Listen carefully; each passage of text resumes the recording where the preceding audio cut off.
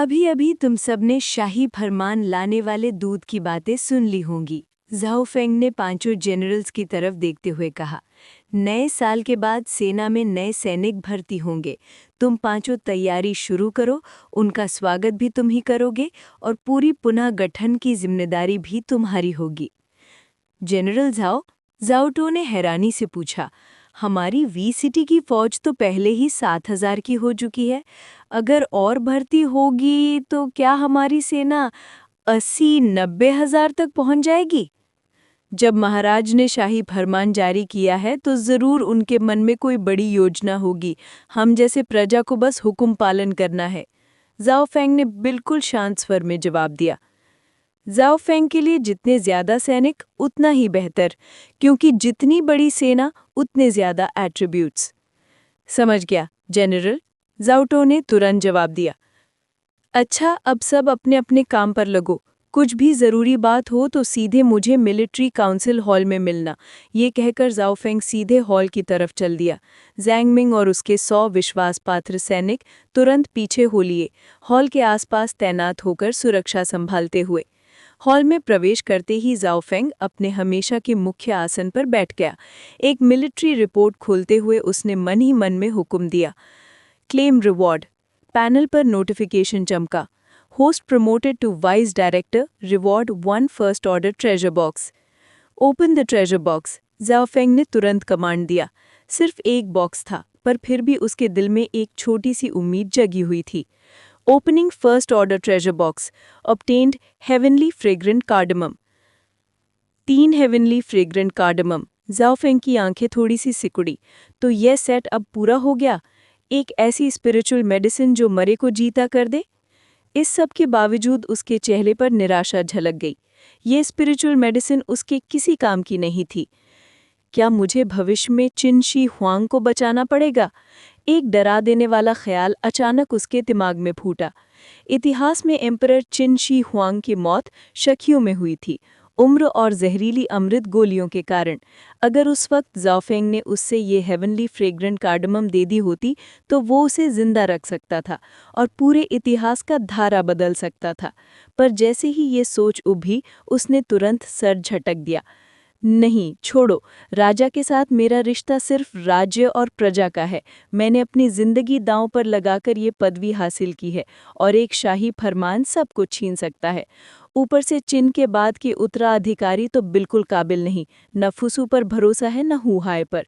मुझे उनके लिए अपनी जान जोखिम में नहीं डालनी। जो इतिहास है उसे चलने दो। क्या राजा और सेनापति जन्म से ही तैयार होते हैं? झाओ राज्य हानडान। लॉन्गटाई पैलेस के अंदर गोरकाय जमीन पर घुटनों के बल गिरा हुआ था। आंसू, नाक सब बह रहे थे। इस वक्त उसके पास ना शाही पोशाक थी ना शान। एक भिखारी से ज्यादा कुछ नहीं लग रहा था। झाओयान ने उस आदमी को देखा जो मौत के मुंह से बचकर लौट आया था, और उसका चेहरा पूरी तरह से हैरानी से भर गया। प्रधानमंत्री, तुम जिंदा कैसे लौट आए? झाओयान ने धीरे से पूछा। झाओ राज्य का गुप्त जाल चाहे चिन से छोटा ना हो, पर इतना कमजोर नहीं था। उसे पता था कि चिन सेना ने वी नजी के पास झाओ के 500 रॉयल गार्ड्स को पूरी तरह मिटा दिया था। पर चिन ने कभी ये नहीं कहा कि उन्होंने झाओ की रॉयल गार्ड को मारा है, बस डाकू बताकर बात को दबा दिया। महाराज, गोरकाय चीख पड़ा, मैं आपका दास चिन से भाग कर आ रहा हूँ। कैसे बचे तुम? झाओयान ने भाव सूक्ष्म करते हुए पूछा। 500 सैनिकों को चिन ने कत्ल कर दिया, तुम जैसे कमजोर आदमी कैसे बच गए? महाराज, गोरकाय ने तुरंत सफाई दी, मैं उनके साथ ही नहीं था, मैं पीछे बैठकर योजना बना रहा था। जब उनसे संपर्क टूट गया तो मैं रूप बदलकर भिखारी बन गया और रस्ते रस्ते छुपकर झाओ वापस आ गया। ये सुनकर झाओयान ने हल्का सा सर हिला दिया। ये व्यवहार गोरकाय के स्वभाव से पूरी तरह मेल खाता था, अपनी जान बचाने में माहिर, और चिन ने कभी उसकी गिरफ्तारी का ऐलान नहीं किया। और सबसे बड़ी बात, झाओयान जानता था कि इंगझेंग को उन दोनों से कितनी नफरत थी। अगर गोरकाय उसके हाथ लगा होता तो वो उसे कभी जिंदा नहीं छोड़ता। इसलिए गोरकाय पर उसका संदेश धीरे धीरे कम हो गया, पर फिर भी होशियार होकर उसने एक और सवाल पूछा। प्रधानमंत्री, आपके जाने के बाद चिन के दूत ने हमारे झाओ से संधि का प्रस्ताव रखा। आप क्या सोचते हैं, हमें ये संधि मंजूर करनी चाहिए या नहीं? ये सुनते ही गोरकाय के चेहरे पर गुस्सा और नफरत बिजली की तरह चमक उठी। महाराज, बिल्कुल नहीं, चिन धोखेबाज है, जो पहले कभी संधि नहीं मांगता, अगर खुद पहले आ रहा है तो पक्का कोई चाल चली है। इस प्रतिक्रिया ने झाओयान के दिल की आखिरी शंका भी दूर कर दी। वो खड़ा हुआ, गोरकाय के पास गया और प्यार से उसे उठाया। प्रधानमंत्री, तुमने बहुत कष्ट देखा, तुमने मेरे लिए अपनी जान खतरे में डाल दी। तुम जैसे विश्वासपात्र मंत्री का मिलना मेरे लिए वरदान है। झाओयान मुस्कुराया। पर मैं अपनी ड्यूटी पूरी नहीं कर पाया, गोरकाय ने शर्म से झुककर कहा। 500 सैनिकों को चिन ने कत्ल कर दिया, मेरी वजह से। मैं सब जानता हूँ, झाओयान ने हाथ उठाकर कहा। अगर वी नदी पर वो इत्तेफाक ना होता तो तुम जरूर कामयाब हो जाते, ये तुम्हारी गलती नहीं थी। धन्यवाद महाराज, इतनी बड़ी कृपा के लिए। गोरकाय ने गहरी सांस ली। पर एक बात बता दूं, चिन का संधि प्रस्ताव किसी चाल का हिस्सा नहीं था। मैं पहले ही चिन के दूत से सहमत हो गया हूँ। अब हम एक शुभ दिन चुनकर पर्सनली झाओ जाकर इंजिंग के साथ संधि समझौता साइन करेंगे। चैप्टर 157 या चैप्टर 105 शाही फरमान शाह विलेज पहुंच गया। मिसेस झाओ की बेटी यादें पार्ट 2। महाराज, ये जरूर किन की कोई चाल है। आपसे विनती है महाराज, इस फैसले को वापस सोचिए। बिना वजह इंग जिंग आपसे संधि साइन करे, ये नामुमकिन है। गुओ काई ने कठोर चेहरे के साथ गहरी आवाज में कहा। चिंता मत करो, झाओयान ने हल्की सी हंसी के साथ जवाब दिया, चेहरे पर घमंड साफ दिखता हुआ। मैंने पूरी जानकारी इकट्ठी कर ली है। हान जमीन जिसे किन ने कब्जा किया हुआ है, वहां लगातार हादसे हो रहे हैं। उनके अनाज के गोदाम जला दिए गए हैं, सेना की छावनियों पर हमले हुए हैं। इंग जिंग सर पटक रहा है और वहां काबू रखने के लिए अपनी आधी ताकत लगा रहा है। उस इलाके को पूरी तरह सीधा करने में कम से कम 1.5 साल लगेंगे, और अगर मैं वहां और आग लगा दूं तो 2 शायद 3 साल तक वो वापस हाथ नहीं खींच पाएगा। ये सुनकर गोकाई चुप हो गया। किन से वापस आने से पहले वो इंग जेंग के शब्द अपने जहन में खोद कर लाया था। जब तक नया फरमान न मिल जाए वो वही गोकाई रहेगा और किन से कोई संपर्क नहीं करेगा। अब जबकि उसने फिर से झाओयान का विश्वास जीत लिया था, उसके लिए सबसे बेहतर था कम बोलो, कम करो। एक एक्स्ट्रा शब्द या एक गलत हरकत और सब खुल सकता है। और गोकाई अपनी जान से बहुत प्यार करता था, बेवकूफ़ नहीं बन सकता था। आपको इस चाकटे के लिए 10 मिनट मिलते हैं। Thank you. शुभ रात्रि। शाही विलेज। कई सौ प्रीफेक्चर सोल्जर्स की सुरक्षा में एक बड़ा सा जुलूस सीधा झाओ परिवार के दरवाजे की तरफ आ रहा था। अरे, झाओ परिवार के लोग, घोटअप दूर से ही चीखकर बोला, गुमटे यान आ रहे हैं। कुछ महीने पहले साउफू के कारीगर यहाँ भेजे गए थे। तब से झाओ परिवार का पुराना घर किसी छोटी हवेली से कम नहीं लगता था। पूरा नया मकान, गहरे आंगन की दीवार, एक के बाद एक सुथरे घर। पूरे गांव की सबसे बड़ी कोठी अब यही थी। ये सब महाराज का वरदान था। एक डिप्टी जनरल के लायक घर, बेहतरीन लकड़ी, बेहतरीन टाइल्स और ज़मीन पर नीले पत्थरों का फ्लोरिंग। झाओ फेंग की ताकत और रुतबे का सच्चा सबूत। पर मिसेस झाओ की इच्छा पर वो छोटा लकड़ी का झोपड़ा, जहां उनका परिवार पहले रहता था, उसे तोड़ने दिया ही नहीं गया। वो वैसे ही नए कोठी के बीच में सुरक्षित बनाया रखा गया। नेचुरली गांव के लोगों के मन में मिला जुला भाव था। कुछ लोग जलन से भरे हुए थे तो कुछ पीठ पीछे बुरा बोलते थे, पर अधिकतर गांव वाले सीधे साधे थे। जब से झाओ फेंग को 1000 मुँह जमीन मिली, उसने अधिक परिवारों को खेती के लिए जमीन बांट दी। गांव वालों से लिया जाने वाला लगान भी बहुत कम रखा। इसीलिए अधिकतर लोग उनके एहसानमंद थे। जो छुपकर गालियां देते थे वो समझते थे, झाओ फेंग तो इतना बड़ा आदमी बन गया, हमें पैसा अनाज सब देना चाहिए। पर झाओ परिवार ऐसे लोगों की परवाह नहीं करता था। मिसेस झाओ का सस्ती दरी पर जमीन देना ही बहुत बड़ी मेहरबानी थी। जब गोटअप झाओ की आवाज़ आई तो मिसेस झाओ और बेटी तुरंत बाहर निकली, चेहरे पर उलझन और चिंता साथ। उन्होंने देखा कई सौ प्रीफेक्चर सोल्जर्स और 100 से भी ज्यादा नौकर चाकर। उन सबके आगे आगे थे गुमटियान यानी कि शाओक्यू के गवर्नर यानबिंग। प्रणाम गुमटियान। मिसेस झाओ और उनकी बेटी ने मिलकर महिला सम्मान से झुककर अभिवादन किया। यानबिंग ने तुरंत कदम तेज किए और उन्हें उठा लिया। मिसेस झाओ, इतनी फॉर्मेलिटीज़ की ज़रूरत नहीं है, उन्होंने बहुत प्यार से कहा। गोमटी यान, आप इस वक्त यहाँ, क्या मेरे बेटे के साथ कुछ? मिसेस झाओ की आवाज़ चिंता से भरी हुई थी। वो जानती थी गुमटी कभी बेकार यात्रा नहीं करता। अगर वो खुद आया है तो बात ज़रूर बड़ी होगी। झाओ इंग भी सांस रोककर सुन रही थी। मिसेस झाओ, आप बिल्कुल बेफिक्र रहिएगा। गुमटी यान मुस्कुराए। जनरल फेंग बिल्कुल ठीक है, इस वक्त वी शहर में तैनात हैं। महाराज का पूरा भरोसा उन पर है। मैं यहाँ बधाई देने आया हूँ। जनरल फेंग ने फिर एक महान उपलब्धि हासिल की है। मैं शाही फरमान सुनाने शाही दूत के साथ आया हूँ। ये कहकर शाही गार्ड का एक कमांडर आगे बढ़ा, हाथ में शाही फरमान पकड़े। सेवा का पुनर्लाभ? मिसेस झाओ और उनकी बेटी ने हैरानी से एक दूसरे को देखा। पीनथ महाराज का शाही फरमान, गार्ड कमांडर ने जोर से पुकारा। जितने लोग वहां मौजूद थे और जिनके पास कोई पदवी नहीं थी, सब तुरंत घुटनों पर गिर गए। हम शाही फरमान सुनने को तैयार हैं, गार्ड कमांडर ने ऊंचे स्वर में पढ़ा। ग्रेट किन के डेप्यूटी जनरल झाओ फेंग को वी नदी पर डाकुओं का संहार कर टाई हो को बचाने के महान कार्य के लिए एक पद बढ़ाकर राइट कस्टोडियन बनाया जाता है। इनाम स्वरूप 500 मुँह ज़मीन, 1000 गोल्ड, 10,000 कॉइन्स, 100 यूडी जीवल्स और 100 सर्वेंट्स निलेपन्स और स्पिरिट बुल्स प्रदान किए जाते हैं। जनरल फेंग विद्रोह की सीमा पर तैनात है, इसीलिए सारे इनाम उनके गाँव में ही प्रदान किए जाएंगे। एक पल के लिए पूरा गाँव सन्न हो गया। फिर मेरी बाप, झाओ का लड़का, उसने टाई हो को बचा लिया। अरे, वो तो हमारे महाराज की माँ है। झाओ परिवार तो सच में धनवान और प्रतिष्ठित हो गया। डिप्टी जनरल था ही, अब टाई हो को भी बचा लिया। उसका भविष्य तारे छूने वाला है। अमेजिंग। अभी थोड़ी देर पहले ही तो वो एक और कारनामा करके आया था। ये लड़का कितना किस्मत वाला है।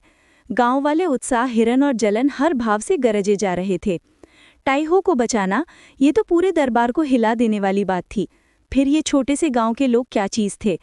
यान बिंग के मन में भी एक सोच बिजली की तरह चमकी। ये झाओ फेंग तो बहुत आगे जाने वाला है। इससे अच्छा रिश्ता बनाकर रखना होगा। शाही फरमान पढ़ने के लिए शाओक्यू से गुजरना था तो यान बिंग सीधे साथ आया था, पर उसे नहीं पता था कि इस बार झाओ फेंग का कारनामा इतना बड़ा होगा। अब सुनकर झाओ फेंग का महत्व उसकी नज़रों में कई गुना बढ़ गया। वक्त आने पर यान बिंग ने मन ही मन सोचा, ये डिप्टी जनरल शायद 9 मंत्रियों में शामिल हो जाए। यह शायद शनजियांगजुन तक पहुंच जाए। शाह गांव में राज्य आदेश। मिसेस जाओ की पुरानी यादें 3। भाई ने ताई हू को बचाया? जाओ यिंग ने हैरानी से पूछा, मिसेस जाओ की तरफ देखते हुए। ताई हू, मिसेस जाओ हल्की सी सरगोशी में बोली। उनके दिमाग में एक पुराना मंजर उभर आया। काले कपड़ों में घिरे कुछ लोग उनका पीछा कर रहे थे। सबसे आगे वाले ने अपना मास्क फाड़कर फेंक दिया। उसकी आंखों में कत्ल का इरादा था। मैं फनयुकी, ताईहू के आदेश पर आया हूँ, डोंगर को मौत देने का फरमान लेकर। डोंगर, उम्मीद है तुम मुझसे नफरत नहीं करोगी। जाफी, मिसेस जाओ ने धीरे से कहा। उनकी आंखों में मिला-जुला दर्द और जज्बात भर गए। एक जमाने में सब कुछ ऐसा नहीं था, लेकिन श्यानवांग का दरबार और ताकत सब कुछ बदलकर रख देती है। मिसेस जाओ, यान बिंग ने मुस्कुराकर उन्हें याद दिलाया। राज्यदूत अभी भी आपके एडिक्ट लेने का इंतजार कर रहा है। वो समझ रहा था कि मिसेस जाओ खुशी से बेहोश सी हो गई हैं, क्योंकि उनके बेटे ने फिर से एक बड़ा काम कर दिखाया। मिसेस जाओ होश में आई, तुरंत इंपीरियल गार्ड कमांडर के पास गई, दोनों हाथों से एडिक्ट लिया और जोर से बोली, ये दासी राज्य आदेश ग्रहण करती है। राज्य को महाराज की तरफ से दिए गए इनाम पेश करो। गार्ड कमांडर ने जोर से हुक्म दिया। सिपाही कई संदूक लेकर आए। उनमें सोना, मुद्राएं, जेठ के लकवे सब मौजूद थे, लेकिन सबसे खास इनाम था 100 नौकर। जैसे ही वो आए, सबने घुटनों के बल गिरकर मिसेस जाओ को प्रणाम किया। मिसेस जाओ, गार्ड कमांडर ने अदब से बोला, ये 100 नौकर महाराज का इनाम है। इनके जीने मरने का पूरा अधिकार आपका है। शुक्रिया, मिसेस जाओ ने सर हिलाकर कहा। राज्य आदेश पूरा कर दिया गया, मैं अब चलता हूँ। कमांडर ने हाथ जोड़कर सलाम किया और अपने लोगों के साथ निकल गया। राज्यदूत को विदाई देती हूँ, मिसेस जाओ ने तुरंत कहा। गार्डों की जाते ही यान बिंग आगे बढ़े और हाथ हिलाकर बोले, जमीन के दस्तावेज लेकर आओ। एक और बड़ा संदूक लाया गया। अंदर 500 मुँह जमीन के डीड थे, अब सब झाओ परिवार के नाम।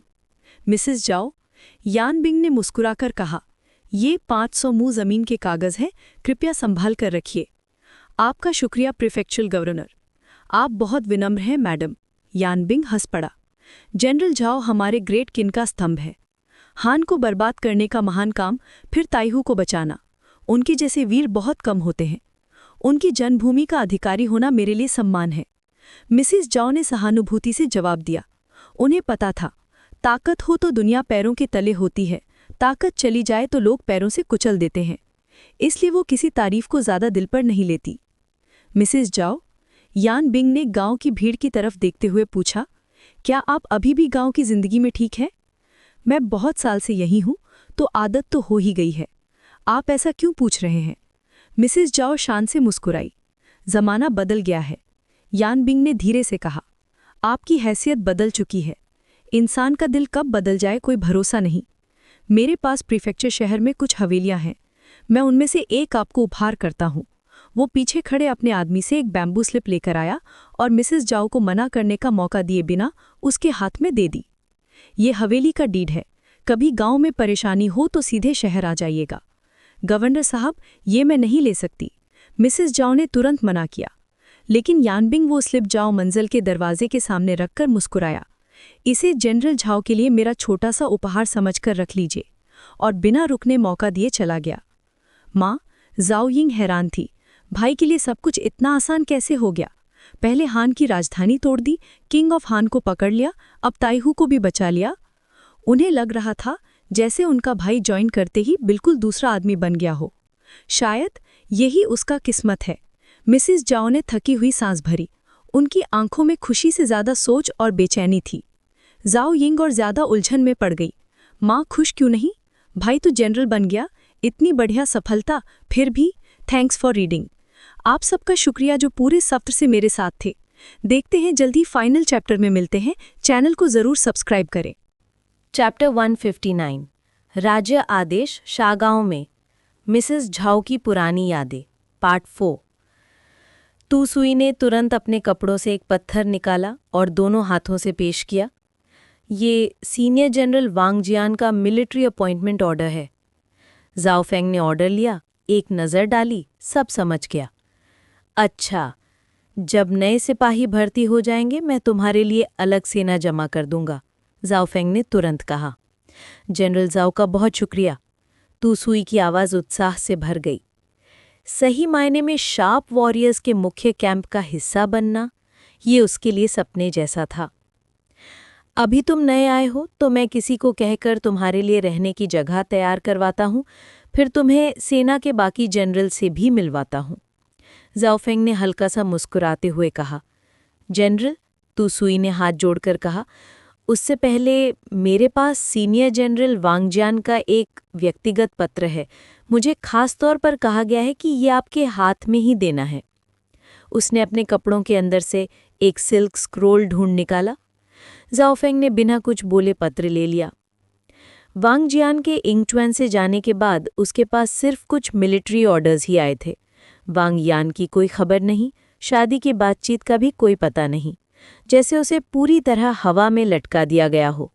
शायद इस पत्र में सब जवाब हो, उसने सोचा। उसने स्क्रोल खोला। पहली लाइन पढ़ते ही उसके चेहरे पर एक दबा हुआ सा स्माइल फैल गया। मेरे होने वाले ससुर ने कमाल कर दिया। फुसू और वांग्यान की शादी का रिश्ता टूट चुका है और उन्होंने जाओ फेंग का जिक्र महाराज से भी कर दिया। ऐसे लग रहा था जैसे उसके सीने से कोई बड़ा बोझ उठ गया हो। फुसू अब कभी मेरी औरत के पास नहीं आ सकता। मतलब ना भागना पड़ेगा, ना कोई गुपचुप तरीका सोचना होगा। किन जैसे समुद्री जहाज, उसी पर सुकून से रह सकता हूँ, ताकत इकट्ठा कर सकता हूँ और यूनिफिकेशन के वक्त खुद का असर जमाता रह सकता हूँ। लेकिन जैसे ही उसने पत्र की आखिरी पंक्ति पढ़ी, जाओ फेंग जोर से उछलकर खड़ा हो गया। चेहरे पर हैरान परेशान खुशी का तूफान सा आ गया। जनरल, क्या हुआ? तू सुई डर के पूछ बैठा। कुछ नहीं, कुछ भी नहीं। जाओ फेंग ने अपना एक्साइटमेंट दबाने की कोशिश की और जोर से आवाज लगाई। जाओ मिंग, आपका आदमी हाजिर है। जाओ मिंग हॉल में आ गया। जनरल तू सुई के रहने की जगह का इंतजाम करो और उन्हें कैंप का पूरा दौरा करवाओ। जी माय लॉर्ड। जाओ मिंग तू सुई की तरफ मुड़ा। जनरल तू, कृपया मेरे साथ चलिए। तू सुई ने गहरा झुककर सलाम किया। यह आदमी इजाजत चाहता है, और वो दोनों हॉल से बाहर चले गए। अब कोई बाहरी आदमी नहीं था। जाओ फेंग ने पत्र फिर उठाया। इस बार उसके होठों पर एक खुशी भरी रोकी ना जाने वाली मुस्कान थी। वांग यान मेरे बच्चे को गर्भ में रखती है, एक रात के बाद ही, बस इतना सा, और वो हमल हो गए। मेरा वंश कमाल का है, उसने हंसी दबाकर सोचा। चाहे सीनियर जनरल उसके लिए बात करता या नहीं, अब क्या फर्क पड़ता। जो करना था हो चुका था। वांग्यान अब उसका खून पाल रही थी। चाहे शादी फुसू से होती, महाराज को फिर भी रिश्ता तोड़ना पड़ता। अगर उन्हें पता चल जाता कि वांग्यान हमल है, शायद वो चैन की सांस लेते कि शादी फुसू से नहीं हुई। किन रॉयल फैमिली में मेरा खून का बच्चा पैदा हो, ये तो मजाक हो जाता। ज़ाओफेंग जोर से हंस पड़ा। अब उसके दिल का डर, बेचैनी सब हवा हो गया। अब मुझे सियांग्यांग जाकर रस्मन प्रपोजल रखना होगा। यारीन मेरे बच्चे को गर्भ में रखती है, उसे पूरे मान सम्मान के साथ ज़ाओ परिवार में लाए बिना मैं चैन से नहीं रह सकता। ये उसका फितरत थी, अपनी जिम्मेदारी से कभी भागता नहीं था। कुछ दिन बाद तेज सर्दी का मौसम। लैंड ऑफ डिवाइन कॉन्टिनेंट में सर्दी अपने शिखर पर थी। कैंप के हर कोने में आग जल रही थी। शार्प वॉरियर्स उसके आसपास ठंडी हवा से लड़ रहे थे। बिना कॉटन पैडेड कपड़ों के उनके मोटे मोटे कपड़े भी ठंड नहीं रोक पा रहे थे। कई वॉरियर्स आग के बिल्कुल पास बैठकर भी कांपते रह गए। अगर फौज में ये हालत है तो गांव-गांव में लोग कैसे जी रहे होंगे? हर साल हजारों लोग सर्दियां भूख से मर जाते हैं। ये समस्या प्राचीन युग से ही सुलझी नहीं थी। चैप्टर 159 शागांव में राज्य आदेश, मिसेस झाओ की पुरानी यादें, पार्ट 4। वे शहर के किले पर ज़ाओफेंग मोटी मिलिट्री लेयर्स और एक भारी क्लोक में लिपटा हुआ किले की दीवारों पर खड़ा था। आगे सफ़ेद बर्फ से ढकी बेइंतहा ज़मीन। इस बर्फ से पता नहीं और कितने लोग मर जाएंगे। उसने दर्द भरी सांस ली। हुआशिया तभी बच सकती है जब पूरा देश एक हो जाए, वरना ये भूख, ठंड का दर्द कभी ख़त्म नहीं होगा। लॉर्ड, ज़ाओमिंग हाथ जोड़कर आया। ये रिपोर्ट जनरल ली ने सियांग्यांग से भेजी है। पढ़कर सुनाओ, ज़ाओफेंग ने कहा। ज़ाओमिंग ने पर्चा पढ़ना शुरू किया। 25 दिन पहले ज़ाओ का किंग खुद किन आया और हमारे महाराज के साथ नॉन एग्रेशन पैक्ट पर साइन किया, और ज़ाओ का सीनियर जनरल पंग शुआन चुपचाप अपनी सेना को ज़ाओयान बॉर्डर पर ले गया। ज़ाओ की 3 लाख सेना अब वहां फैली हुई है। बस इतना ही? ज़ाओफेंग ने पूछा। जी माय लॉर्ड, ये सीधा सीनियर जनरल ने मुहर लगाकर भेजा है। ज़ाओफेंग हल्की सी मुस्कान से सब समझ गया। किन ज़ाओ का ये संधि सिर्फ एक चाल थी, ज़ाओ को बेफिक्र करने के लिए, और इतने दिन से किन के अंदर के डिस्टर्बेंस रिपोर्ट्स सब अटेंशन डाइवर्ट करने की कोशिश थी। माय लॉर्ड, इसका मतलब क्या है? ज़ाओमिंग ने झिझक कर पूछा। हम तो ज़ाओ से बॉर्डर नहीं रखते, हमारी हद तो वे से होती है।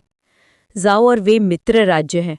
ज़ाओ जब यान पर हमला करेगा, दोनों उलझ जाएंगे, तभी किन अटैक करेगा ज़ाओ को। तो ज़ाओमिंग ने आंखों में डर लेकर पूछा, युद्ध होने वाला है? जैसे ही ये बर्फ रुकेगी, ज़ाओ यान पर चढ़ाई करेगा, तभी किन की तरफ से रॉयल एडिक्ट आएगा, हमारी फौज को तैयार होने का। ये इतिहास का पथ था, जो होने वाला था उसे कोई रोक नहीं सकता था। ज़ाओमिंग ने सब समझ लिया। जब किन हिलेगा, वे मौका पकड़कर अटैक करेगा, और वे शहर को ही सबसे पहला झटका लगेगा। ज़ाओफेंग की आंखों में जज्बा चमका। इस बात को अपने तक रखो, सर्दी खत्म हो जाए फिर हम तैयारी शुरू करेंगे। बर्फ रुकी नहीं कि कोर्ट से सामान आने लगेगा। युद्ध फिर आ रहा है। किन के शेंजू के एकीकरण का दूसरा पर्दा उठने वाला है। 1 महीना बीत गया। सर्दी का मौसम धीरे धीरे खत्म हो रहा था। बर्फ पिघल चुकी थी। हवा में हल्का सा गर्माहट आ गया था। किन की सीमा के अंदर सब कुछ शांत था, लेकिन सीमा के बाहर यिंगचुआन काउंटी का गड़बड़ रुकने का नाम नहीं ले रही थी। इस बात का पता झाओ के जासूसों को भी चल गया। झाओ के लोंगताई महल में महाराजा झाओ यान ने ऊर्जा से भरी आवाज में घोषणा की, वक्त आ चुका है, जमीन बढ़ाने का सुनहरा मौका सामने है। मेरा फरमान सुनाओ, टाइगर टैलिस्मन लेकर जाओ और जनरल पंग शुआन को तुरंत यान पर हमला करने का आदेश दो। एक मंदिर अधिकारी जो टाइगर टैलिस्मन का संदूक लिए था, सीढ़ियां उतरकर सामने आया। तभी एक बुजुर्ग सेनापति आगे बढ़कर अदब से झुकते हुए बोला, दास झाओ कॉन्ग महासेनापति पंग शुआन की तरफ से इस मोहर को ग्रहण करता है। राजा झाओ यान मुस्कुराया। मंत्री झाओ, सीमा पर पहुंचकर जनरल पंग को कहना, मैं उनके विजय के बाद उनका खुद शहर के दरवाजे पर स्वागत करूंगा। आदेश पालन किया जाएगा, झाओ कॉन्ग ने जोर से कहा। तभी एक आवाज गूंजी, महाराजा, दास के पास एक महत्वपूर्ण बात है। ये थे लियन पो। राजा झाओयान के चेहरे पर एक पल के लिए नफरत की झलक आई, मगर कोट में उसे छुपाया। मंत्री लियन, क्या कहना चाहते हो?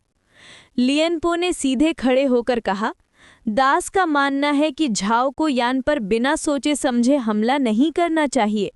पहली बात, हमारे पश्चिम में शक्तिशाली किन बैठा है। अगर हमने यन पर हमला किया और किन ने पीछे से वार कर दिया तो तबाही हो जाएगी। दूसरी बात, बिना वजह यन पर चढ़ाई करते ही अन्य राज हमसे दूरी बना लेंगे। इसलिए महाराज, कृपया ये आदेश वापस लें। ये सुनते ही झाओ यान के चेहरे पर काली घबराहट छा गई। 1 साल से वो यन पर हमले की तैयारी में लगा था। अगर वो यन जीत लिया तो उसकी बढ़ती आलोचना सब खत्म हो जाएगी। उसे महाराजा झाओ यान महान सम्राट के रूप में जाना जाएगा। पर अब ये लियन पो के सपने तोड़ रहा था। हमारा 3 लाख का सेना सीमा पर खड़ा है। जनरल पंग शुआन स्वयं कमांड ले रहे हैं। राशन, सामान सब तैयार है और तुम कहते हो हम युद्ध ना करें? झाओ यान की आवाज में ठंडी डगमगाहट थी। मंत्री लियन, क्या तुम झाओ की उन्नति नहीं देखना चाहते? पर लियन पो डरे बिना बोला, दास का हृदय झाओ के लिए धड़कता है, महाराज के लिए नहीं। दास को पता होता तो पहले ही रोक देता। किन के साथ जो संधि महाराज ने की वो बिल्कुल विश्वास पात्र नहीं। इंग झेंग जब चाहे उसे तोड़ दे। ये कहना था कि झाओ यान का चेहरा और उग्र हो गया। बस, किन अभी खुद हान लैंड में घबराहट से जूझ रहा है। उसके पास झाओ पर हमला करने का वक्त ही नहीं। वो तो मुझे मनाने के लिए संधि करने को मजबूर था। लियनपो तुरंत बोला, दास का मानना है कि हान लैंड का दंगा शायद किन का ही चाल हो। चुप! झाओ यान की चीख महल में गूंजी। तभी गुओ काय ने मौका पकड़ा और चिल्लाया, मंत्री लियन, अपने आप को क्या समझते हो? महाराज के निर्णय को कैसे नकार सकते हो? सेना तैयार है, देश में इतना बड़ा मौका है और तुम रास्ता रोकना चाहते हो? लियन पो ने शांत स्वर में कहा, जो कुछ भी दास करता है झाओ के हितार्थ करता है। उनके शब्दों में एक और सच था। वो देशभक्त थे पर राजा भक्त नहीं। इसी वजह से राजा उनसे नफरत करता था। झाओ यान ने ठंडी आवाज में कहा, बहुत हो गया। मंत्री झाओ, टाइगर टैलिस्मन लेकर तुरंत पंग शुआन को हमला शुरू करने का आदेश दो। आदेश! झाओ कॉन्ग बिना रुके निकल गया। लियन पो ने उसे जाते हुए देखा और चिंता की लकीर उनके चेहरे पर आई। तभी एक और आवाज गूंजी। झाओ ई, पूर्व युवराज, जो अब रॉयल क्लान का मुखिया था, आगे बढ़ा। महाराज, लियन पो की बातों में सच्चाई है, किन को कभी कम मत समझना। राजा झाओ यान ने ठंडी हंसी हंसी। चिंता मत करो, मैंने शिनलिंग जुन को संदेश भेजा है। अगर किन ने झाओ पर वार किया तो शिनलिंग जुन तुरंत हान लैंड में घुस जाएगा। और जनरल लियन पो के लिए तुम्हें 1 लाख सेना देता हूं। जाओ, किन से सीमा संभालो। अगर किन ने हमला कर दिया तो देखते हैं कैसे रोक पाते हो। लियन पो ने झुककर कहा, दास जिम्मेदारी लेने को तैयार है। ठीक है, अदालत समाप्त। झाओ यान आज जीत का जश्न मनाना चाहता था, पर लियन पो ने उसका पूरा उत्साह को जमीन पर लापटका।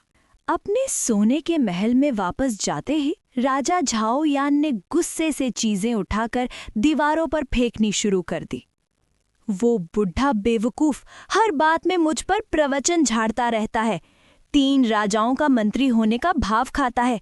आज मैं राजा हूं और वो मुझसे इस तरह बात करता है। उसके सामने खड़ा था उसका सबसे विश्वास पात्र आदमी, गुओ खाय। शांत हो जाइए महाराज, गुओ खाई ने हल्का झुककर कहा, लेकिन उसकी आंखों में ठंडी हंसी चमक रही थी। वो बूढ़ा अब ज्यादा दिन का मेहमान नहीं और ये मौका लियनपो को हटाने के लिए बिल्कुल सही है। झाओ यान तुरंत बोल उठा, कैसे हटाएं उसे? लियनपो की लोगों में इतनी इज्जत थी कि अगर उससे सिर्फ सच्ची बात बोलने पर सजा दी जाती तो पूरे झाओ में हंगामा मच जाता। गुओ खाई मुस्कुराया। अगर उसकी बात सच हुई और किन ने सच्ची में हमला कर दिया तो जब सीमा टूटेगी सारी जिम्मेदारी उस पर डाल देना, फिर उसे हटाना बिल्कुल आसान हो जाएगा। झाओ यान ने ठंडी सांस लेकर हल्का सा मुस्कुराया। किन हम पर हमला करेगा, ये बहुत मुश्किल बात है, और वैसे भी मुझे नहीं लगता यिंगज़ेंग में इतनी हिम्मत है। उसके शब्दों में अति विश्वास था। यन पर हमला 1 साल से तैयार किया जा रहा था और इस तैयारी ने उसे अंधा घमंड दे दिया था। गो खाई ने झुककर कहा, आप बेफिक्र रहिए महाराज, लियनपो की हर हरकत पर मेरी नज़र रहेगी। जरा सा भी गलती हुई तो सबसे पहले मैं ही उस पर वार करूंगा। झाओ यान ने गहरी सांस लेकर हल्का सा मुस्कुरा दिया। तुम जैसे लोग मेरे दरबार में हैं, ये मेरी किस्मत है। शहर वी सिटी। तेज ठंड अब धीरे धीरे कम हो रही थी। झाओ फेंग के कैंप में शार्प वॉरियर्स ने ट्रेनिंग शुरू कर दी। नए साल के बाद कैंप में स्पष्ट रूप से ज्यादा सिपाही नजर आ रहे थे, यानी नए रिक्रूट्स जुड़ गए थे। डियांग जियांग प्लेटफॉर्म पर खड़े झांग हान ने अदब से रिपोर्ट दी। जनरल, नए सिपाही कुल 13,000 हैं। पुराने शार्प वॉरियर्स और पीनल बटालियन को मिलाकर हमारे पास अब कुल 80,000 से अधिक सेना है। हमने इन्हें 6 वानजांग कैंप्स में बांट दिया है। झाओ फेंग ने शांत स्वर में सर हिलाया। कौन सा वानजांग कैंप फिलहाल सीमा पर तैनात है? जनरल चंथाओ का कैंप बॉर्डर पर पेट्रोल कर रहा है। तू स्वी ने तुरंत जवाब दिया। मेरा आदेश सुनाओ, सीमा पर तैनात सेना को तुरंत वापस बुलाओ। तू ठाओ ने तुरंत आगे बढ़कर कहा। जनरल, उनकी ड्यूटी को अभी सिर्फ 10 दिन हुए हैं, उनका रोटेशन अभी 20 दिन बाद है। झाओ फेंग ने बेपरवाह नजर से उसे देखा। मैं जानता हूं, झांग मिंग, जाओ और चंथाओ को सेना वापस लाने का आदेश दो। जी जनरल। झांग मिंग दौड़ पड़ा। इस पर तूस भी थोड़ा सकर गया। जनरल, क्या वी हम पर हमला करने की हिम्मत कर रहा है? झाओ फेंग ने हल्का सा हंसकर कहा। कौन जाने? टाओ के दूसरे जनरलों की आंखें फैल गईं। वी किन पर हमला करेगा?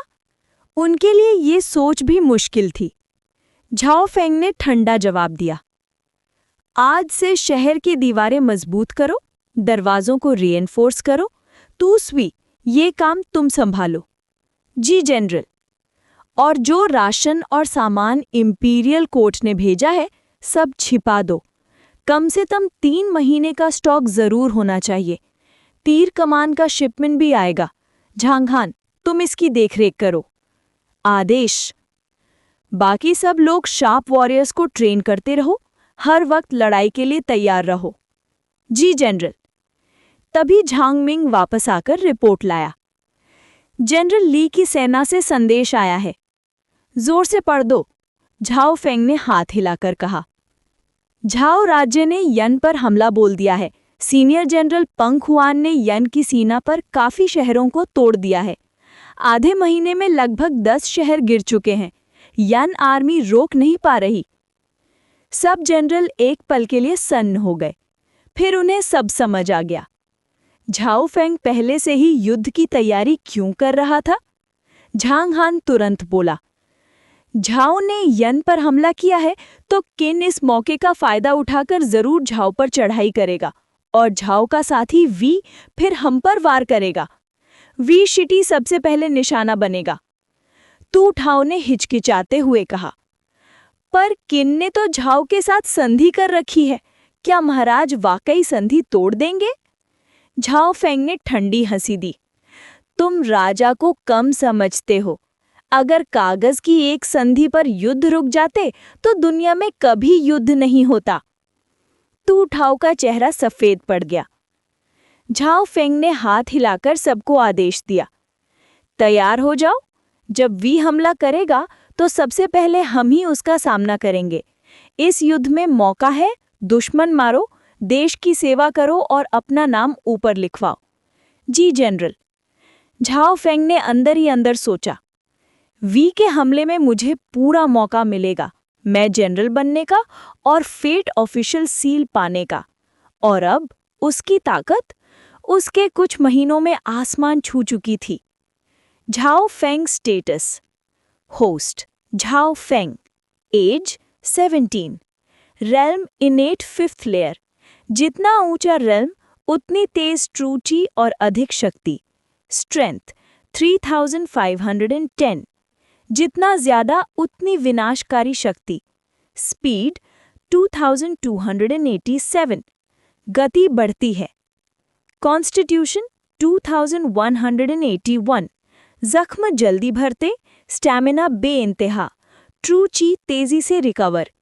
स्पिरिट 2185, आत्मशक्ति 21 झंग तक फैल सकती है। कल्टीवेशन भी 21 झंग की रेडियस की स्पिरिचुअल एनर्जी को खींच सकता है।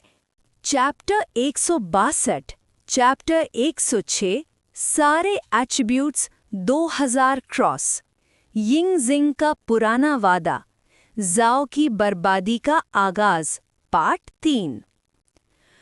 लाइफ स्पैन 155 साल, merit points 563, free attributes skill points में कन्वर्ट हो सकते हैं।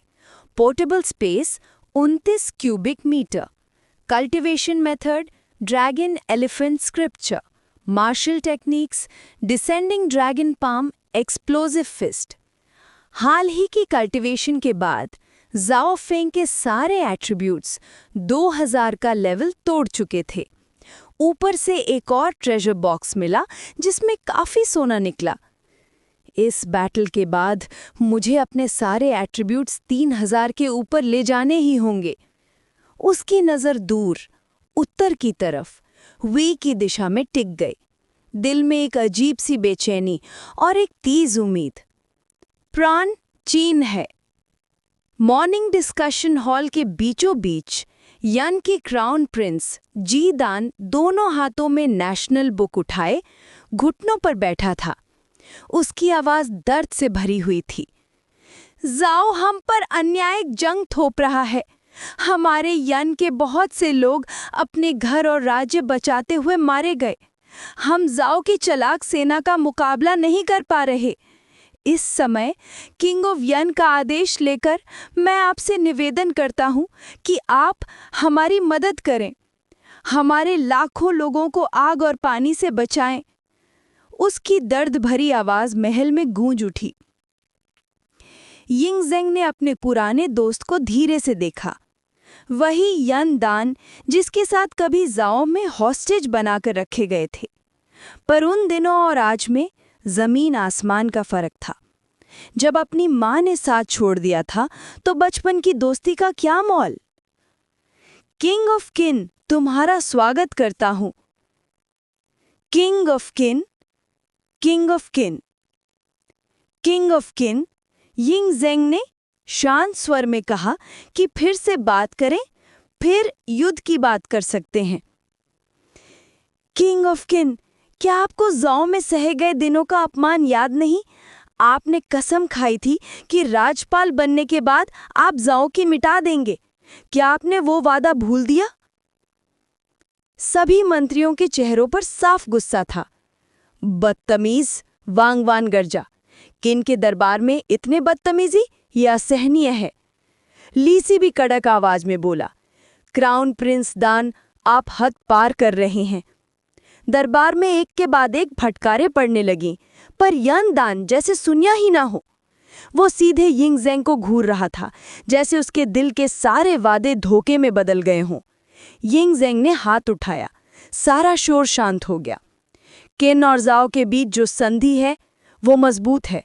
क्राउन प्रिंस दान कृपया वापस लौट जाएं। इसके साथ ही रेनशॉ इंपीरियल गार्ड्स के साथ पहुंच गया। क्राउन प्रिंस ये रास्ता, उसने संकेत किया। यन दान खड़ा हुआ, चेहरा गुस्से और निराशा से भरा था। खिंगजेंग, आज मुझे सब समझ आ गया, आप सब भूल चुके हैं। वो गहरी सांसों के साथ पलटकर निकल गया। यिंगजेंग ने उसे जाते हुए देखा। आखिर इतने सालों बाद भी इतना बचकाना। राज्य की राजनीति में वादे नहीं चलते हैं, सिर्फ फायदा। दरबार के मंत्री फिर हंसने लगे। टू नाइव, किसी ने कहा। खाली हाथ आया और सोचा किन सेना भेज देगा, मजाक है क्या?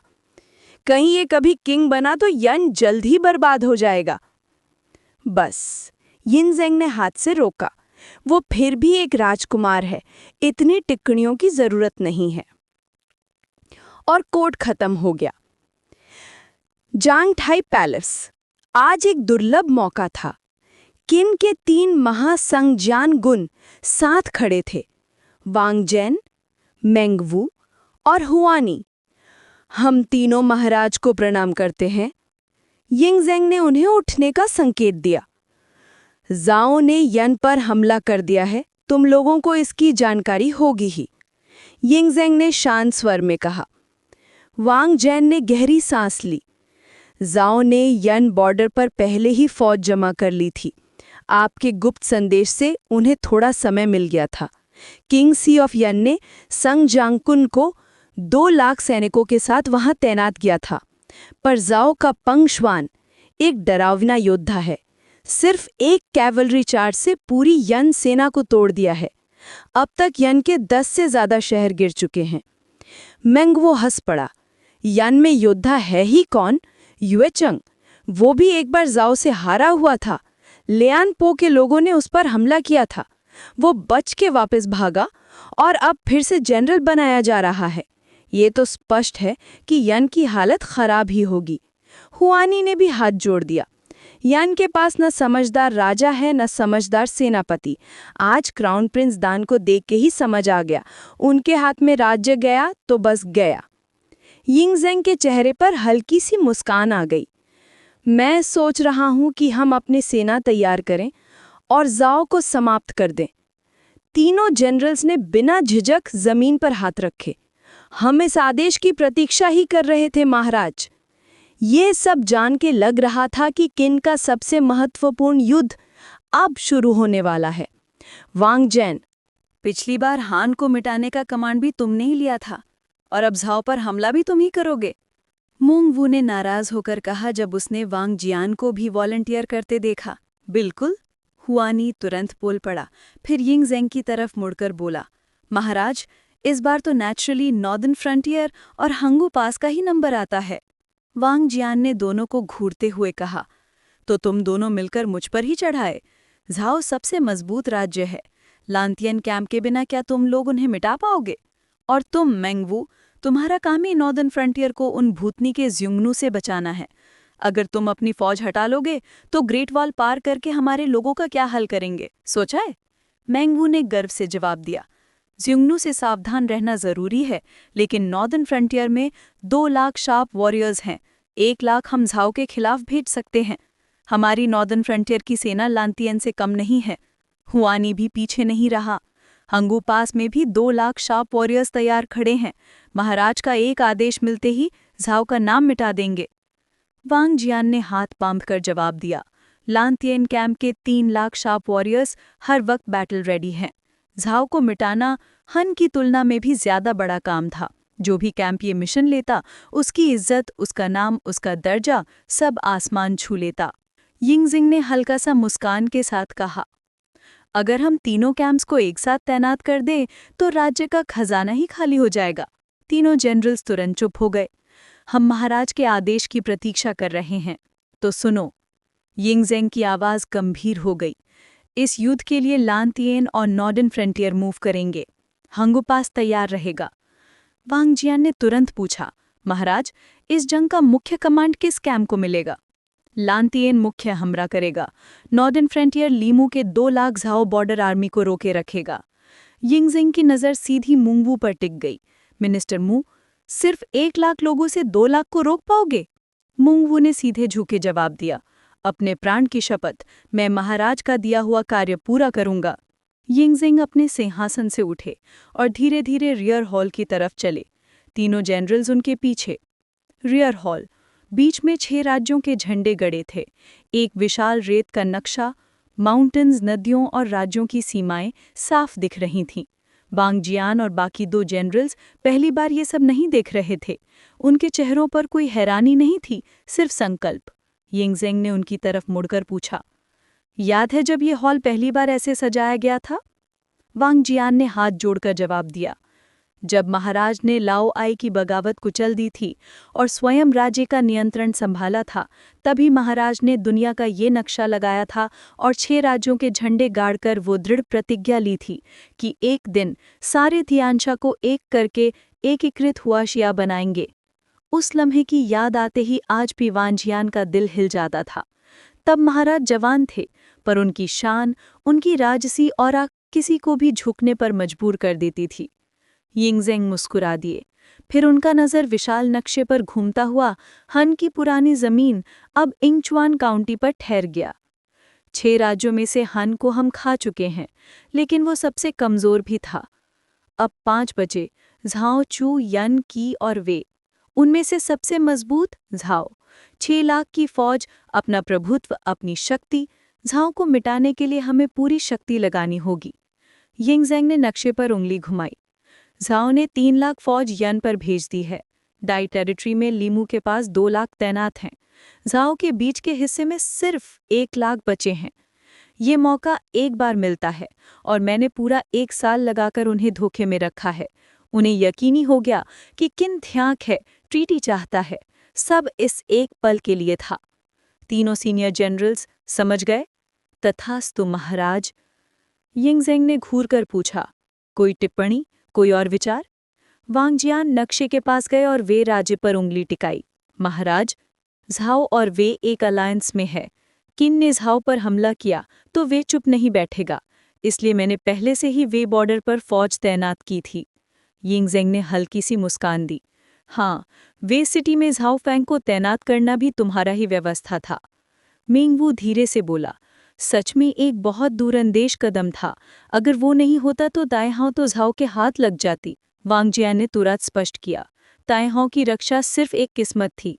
मैंने झाओ फैंग को वे सिटी में इसलिए रखा था कि वे को संभाल सके। उसने नक्शे पर संकेत किया। 3 जिन्स, झाओ, वे, हन, कभी एक ही थे। अब उनका झगड़ा पुराना है, लेकिन जैसे जैसे वे कमज़ोर हुआ, वे झाओ के सहारे हो गया। वे की फौज अभी भी 3 लाख के ऊपर है। जब हम झाओ पर हमला करेंगे तो वे फुल फोर्स नहीं भेजेगा, पर 1 लाख जरूर भेजेगा। उनका निशाना होगा वे सिटी, इंगचुआन। इंगचुआन में छिपे हन के पुराने सामंत जरूर बगावत करेंगे। हेंस मेरी पूरी स्ट्रैटेजी वे सिटी के चारों ओर घूमती है। झाओ फेंग को वहां किसी भी कीमत पर टिके रहना होगा, और ली तंग को मैंने इसलिए रखवाया है ताकि काउंटी में कोई भी बगावत हो तो तुरंत कुचल सके।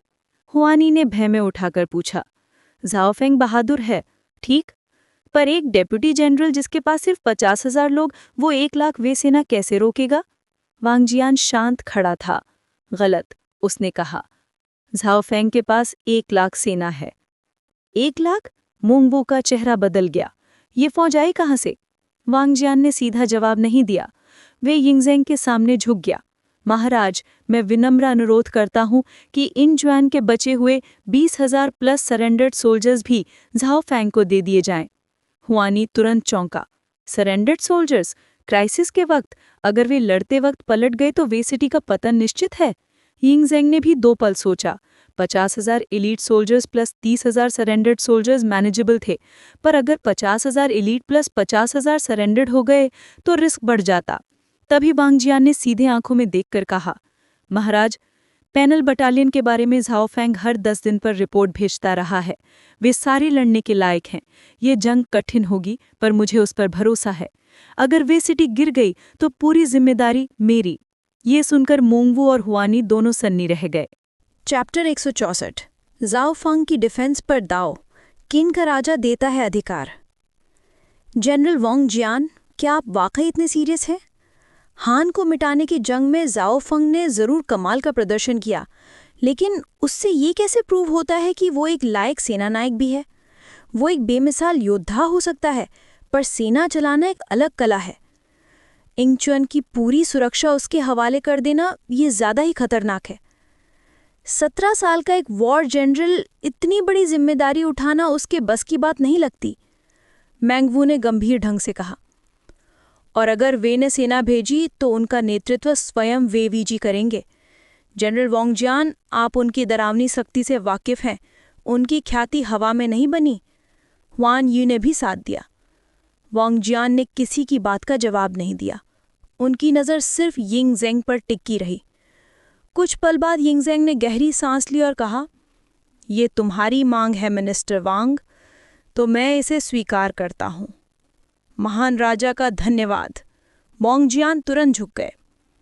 जाओ फंग को कह देना, अगर वो वे की सेना का सामना करके यिंगचुन के द्वारों को सुरक्षित रखता है तो जाओ पर विजय के बाद मैं उसे मेन जनरल बना दूंगा, पर अगर हार गया तो उसका दंड भी उतना ही कठोर होगा।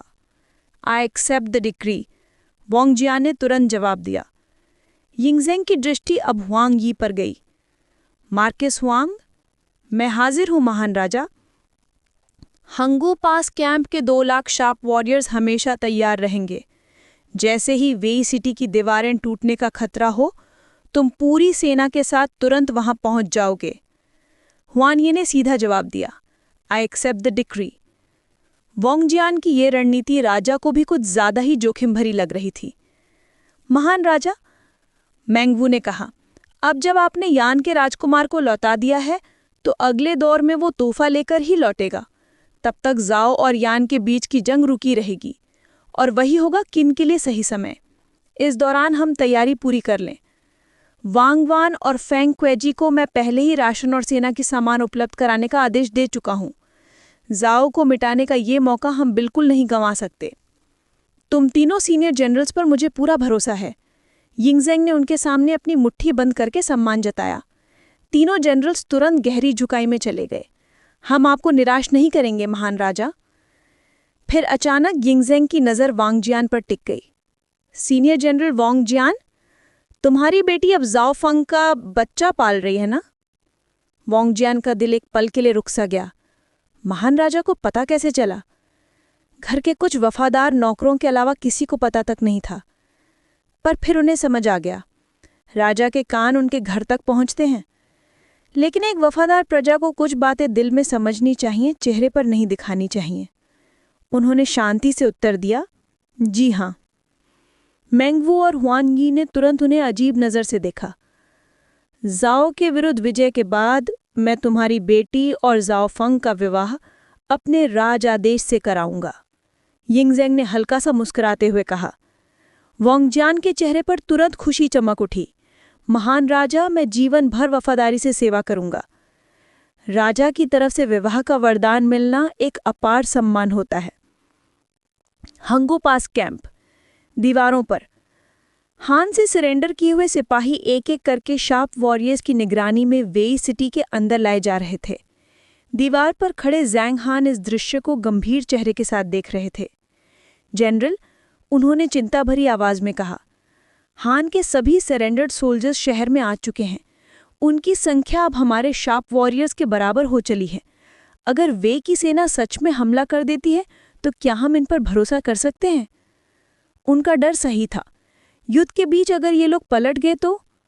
जाओफंग बस हल्की सी मुस्कान के साथ बोला, ये अब पैनल बटालियन है। उनका हौसला तुमने ट्रेनिंग के वक्त देखा ही होगा। ट्रेनिंग अलग होती है जनरल, और युद्ध अलग। अगर वे की लाखों की सेना आ गई तो मुझे डर है कि ये लोग टूट सकते हैं। जाओफंग की नज़र ठंडी और सख्त हो गई। चिंता मत करो, अगर मैं उन्हें इस्तेमाल कर सकता हूं तो मार भी सकता हूं। एक ही मौका है इनके पास। युद्ध में वीरता दिखाई तो अपना कुल नाम बच जाएगा। धोखा दिया तो उनकी पूरी वंश को मिटा दिया जाएगा। जाओफंग को इतिहास का पूरा ज्ञान था।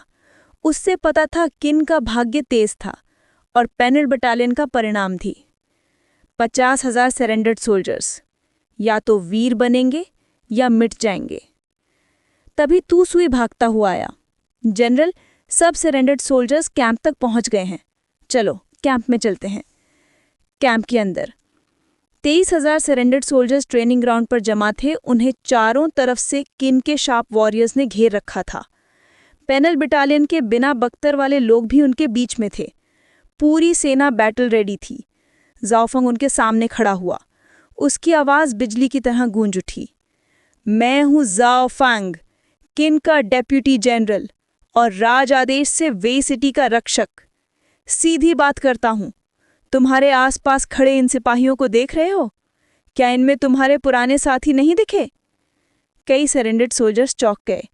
उन्होंने आसपास देखा और सच में अपने पुराने साथियों को पहचाना। पर फर्क साफ था। वे खुद थके हारे, बेकार और टूट चुके थे, जबकि उनके पुराने साथी किन के शार्प वॉरियर्स दम से भरे, शस्त्र से सज, पूरी शान के साथ खड़े थे। चैप्टर 165 जाओ फेंग की डिफेंस पर दाव, किन का राजा देता है अधिकार, पार्ट 2। जांग हान, पीनल बटालियन के नियम अनाउंस करो। सारे सिपाही रिसाइट करो। जाओ फेंग की आवाज गूंजी। समझ गया। जांग हान तुरंत ड्यानजियांग प्लेटफॉर्म के कोने पर गया। और सुनो, जांग हान की आवाज पूरे ट्रेनिंग ग्राउंड पर गरज उठी। मैं हूँ जांग हान, जनरल जाओ फेंग के अधीन एक वानजियांग। अब मैं तुम सब सरेंडर्ड सोल्जर्स को पीनल बटालियन के रिवॉर्ड्स और पनिशमेंट्स के नियम सुनाऊंगा। सारे सिपाही साथ रिसाइट करो। शार्प वॉरियर्स तुरंत गुनगुनाने लगे, जैसे एक सार में रिसाइट करने लगे। पीनल बटालियन के ये नियम जनरल जाओ द्वारा महान राजा को प्रस्तुत किए गए थे और उन्होंने अपनी जान की कसम खाकर इनकी गारंटी दी है। जांग हान ने जोर से पढ़ा। सरेंडर्ड सोल्जर्स को दोबारा संगठित करके पीनल बटालियन बनाया जा रहा है। जो भी सोल्जर एक शत्रु को मारेगा, उसका गुलामी का दाग धुल जाएगा। उसे एक साधारण सिपाही का एनुअल सैलरी मिलेगा। 2 साल सेवा करने के बाद चाहो तो रिटायर हो जाओ, वरना फिर से आर्मी में रहकर मिलिट्री मेरिट से प्रमोशन पा सकते हैं। 5 दुश्मन मार डालो तो तुम्हें नोबल टाइटल मिलेगा। अपने गांव में जमीन मिलेगी, साथ ही तुम्हारे पद के हिसाब से एनुअल सैलरी। जांग हान की आवाज दीवार से टकराकर शहर तक गूंज उठी। 23,000 सरेंडर्ड सोल्जर्स एकदम से जाग उठे। आंखों में तबाही से भरी निराशा की जगह फिर से एक चिंगारी चमक उठी। वी सिटी पहुंचने से पहले उनका हाल गुलामों जैसा था। गंदी रोटी, फटे कपड़े, सर्दियों में लाशें तक जम जाती थी। पर यहाँ आकर एक पल में उनकी किस्मत बदलने वाली थी। ये कैसे बिलीव ना करते। पीनम बटालियन में शामिल होते ही तुम दुश्मनों को मारकर अपना दर्जा बदल सकते हो, पर अगर किसी ने ऊपर वाले के आदेश का उल्लंघन किया, तुरंत पद छीन लिया जाएगा और तुम दोबारा मजदूरी में फेंके जाओगे। और अगर जंग के वक्त किसी ने साथी को मारा या राज्य से गद्दारी की, तुरंत सजाए मौत और तुम्हारा पूरा खानदान भी नष्ट कर दिया जाएगा। नियम खत्म होते ही रीऑर्गेनाइजेशन का दौर शुरू हो गया और सरेंडर्ड सोल्जर्स को छोटे छोटे ग्रुप्स में बांटकर अलग अलग यूनिट्स में इंटीग्रेट किया जा रहा था, किन आर्मी के एकदम स्टैंडर्ड प्रोसीजर के हिसाब से। आर्मी स्ट्रक्चर का बदलाव। जनरल, जांगतुआ तेज कदम से आया। अब वी सिटी में 1 लाख सेना है और हमारे पास सिर्फ 6 वानजियांग। ये संरचना काफी नहीं। मैं पहले ही फैसला कर चुका हूँ, जाओ फेंग ने ठंडी पर सख्त आवाज में कहा। फिर वो 6 वानजियांग के सामने खड़ा हुआ। आर्मी की पुनर्व्यवस्था वानजियांग कैंप्स के हिसाब से होगी। तुम 6 अपने अपने कैंप्स को संभालोगे। बाकी 4 वेकवन, लोआहा, ल्यूवांग और झुआंगवे अब से टेम्पररी वानजियांग बनेंगे। ये लोग पहले कैपिटल कमांडेंट्स थे, अब मैं इन्हें एक्टिंग वानजियांग का अधिकार देता हूँ, जाओ फेंग ने गजब की गरिमा के साथ कहा। ड्यानजियांग प्लेटफॉर्म पर खड़े वो चारों तुरंत जोश में आ गए। लेकिन तभी चंद ताओ आगे आया। जनरल, क्या इस फैसले की सूचना पहले जनरल ली को देनी जरूरी नहीं? जाओ फेंग की नज़र उस पर टिक गई। फिर उसने अपने चोगे से एक पर्ची निकाली। किन के राजा का रॉयल ईडिक्ट। ये सुनते ही पूरे प्लेटफॉर्म पर सन्नाटा छा गया। सारे कमांडर्स की आंखों में श्रद्धा चमक उठी। महान राजा ने आदेश दिया है, जाओ फेंग ने ऊंचा कर पर्ची दिखाते हुए कहा, कि पूरी सेना पर मेरा पूरा अधिकार होगा। पीनल बटालियन से लेकर संपूर्ण सैन्य संगठन तक अपॉइंटमेंट और डिसमिसल का पूरा अधिकार। चन ताओ का चेहरा फीका पड़ गया। जाओ तुआ जैसे लोग भी चुप हो गए। जनरल चन, जाओ फेंग ने ठंडी नजर से पूछा, कोई और सवाल? इस कमांडर को अब कोई संदेह नहीं, चन ताओ ने तुरंत झुककर कहा। अच्छा। जाओ फेंग की आवाज ठंडी, प्रतिरोध तोड़ने वाली थी। महान राजा ने ये एडिक्ट मुझे इसलिए दिया है कि वी सिटी किसी भी हालत में हमारे हाथ से ना निकले। अब से यहाँ की पूरी सेना सिर्फ मेरे हुक्म में चलेगी। जो विरोध करेगा उसे मिलिट्री लॉ के तहत तुरंत दंड दिया जाएगा। ये सीधा वार निशाना चन ताओ और जाओ तुआ पर था। चन ताओ समझ गया जाओ फेंग उसे खामोशी में चेतावनी दे रहा था। वानजियांग वेकवान, लोवाहा, लियू वांग, जुआंग वे प्रेजेंट। चारों एक्साइटमेंट से भर के दौड़ के आए। आज से तुम सब एक्टिंग वानजियांग हो, अपने कैंप्स को नेतृत्व करोगे। भविष्य में मिलिट्री मेरिट हासिल किया तो मैं महान राजा से तुम्हारा एक्टिंग पद हटवाने का प्रार्थना करूंगा। हम आपको निराश नहीं करेंगे जनरल, वो चारों एक साथ गरजी। चन ताओ की जलती जलन। बाकी जनरल्स जैसे ही चले गए, जांग हान गुस्से से फट पड़ा। जनरल, ये चन ताओ हर बार जिद करता है, सीधा मुकाबला, और झेलता भी कौन, आप? तू सुई ने हैरानी से पूछा। जनरल, चन ताओ आपके खिलाफ इतना क्यों है? जांग हान ने हल्की सी हंसकर कहा, क्योंकि हमारे जनरल पहले उसके नीचे एक कैपिटल कमांडेंट थे, पर हमारे जनरल ने हान की राजधानी तोड़ दी, किंग ऑफ हान को गिरफ्तार किया और कई जीतें हासिल की। मिलिट्री मेरिट से उनका पद बढ़ गया, चन ताओ से ज्यादा। तू सुई ने ठंडी सांस ली। किन में पद और सम्मान सिर्फ मेरिट से मिलता है। जाओ जनरल ने सब खुद हासिल किया है, और चन ताओ की जलन बस उसकी छोटी सोच दिखाती है। छोड़ो उसे, जाओ फेंग ने बेपरवाह अंदाज ने कहा। रॉयल एडिक्ट देखकर अब उसकी हिम्मत नहीं होगी। अगर नाराज है तो रहने दो। जाओ फेंग के चेहरे पर एक हल्का पर तेज सा स्माइल था। चन ताओ अगर मेरिट कमाना चाहता है तो जाओ फेंग उसका रास्ता और मुश्किल कर देगा। जिसे मुकाबला चाहिए वो खेल वो बहुत अच्छे से जानता है। मिलिट्री काउंसिल हॉल, रात का समय। रात के धुंधले अंधेरे में सारे लोग काउंसिल हॉल के बाहर घुटनों पर बैठकर जाओ फेंग को प्रणाम कर रहे थे। ये सेना का सल्यूट नहीं, बल्कि एक लॉर्ड के सामने भक्ति थी। उठो, जाओ फेंग ने हाथ उठाकर कहा। धन्यवाद माय लॉर्ड। उनकी आवाजों में अद्भुत श्रद्धा थी। समझते हो मैंने तुम्हें यहाँ क्यों बुलाया? जाओ फेंग ने हल्का सा मुस्कुराते हुए पूछा। हम नहीं जानते माय लॉर्ड, वेगवन ने तुरंत जवाब दिया। अरे बताओ, तुम लोगों ने आधा साल से कल्टीवेशन की ट्रेनिंग की है, क्या प्रगति हुई? तुरंत सबके चेहरे पर चमक आ गई। माय लॉर्ड, वेगवन खुशी से बोल उठा, मैं अब हाउतियान 5th लेयर तक पहुंच गया हूं। इनर स्ट्रेंथ इन्फ्यूज करके मैं 500 कट्टीज का बोझ उठा सकता हूं। मैं भी हाउतियान 5th लेयर पे हूं माय लॉर्ड, लुआहा ने गर्व से कहा। लियू वांग, जुआंगवे, सबका रिजल्ट एक ही था। तीनों की डैंटियन अब इनर स्ट्रेंथ पैदा कर रही थी, और जब वो शक्ति झाग उठी, 500 कट्टीज का वजन उनके लिए कुछ भी नहीं था। यही सच्चे मार्शल आर्ट्स की शक्ति थी।